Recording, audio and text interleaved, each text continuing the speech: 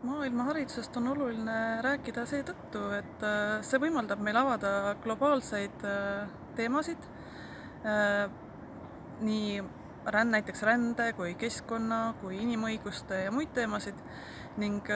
kuidagi asetada ennast sellesse maailma konteksti, et vaadata, millised on need probleemid maailmas laiemalt, aga mõelda siis ka selle üle, et kus meie selles maailmas asume ja mida meie ise näiteks teha saame, et see olukord muutuks paremaks.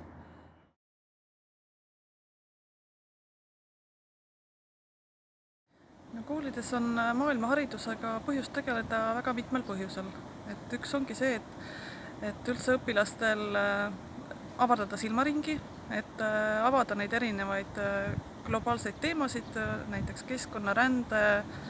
inimõiguste, võrdse kohtlemise ja muid sarnaseid teemasid ning uurida, et kus meie siis selles maailma kontekstis asume.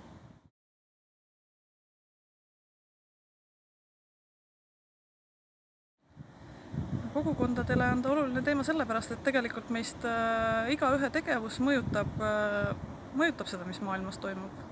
Ja see, kuidas meie oma elu kogukonnas organiseerime ja korraldame ja omavahel suhtleme, see mängibki väga palju rolli selles, millist tulevikku me loome endale.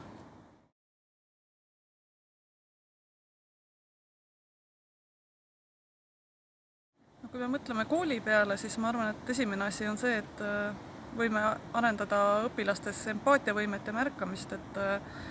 et käia ringi silmad lahti ja kui sa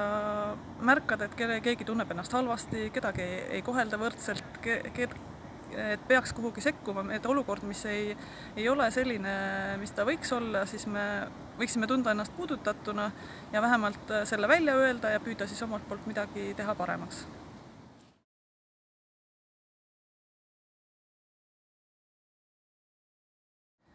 Kui ma mõtlen kohaliku omavalitsuse kui koolipidaja peale, siis ma usun, et nad saavad koole toetada sellega,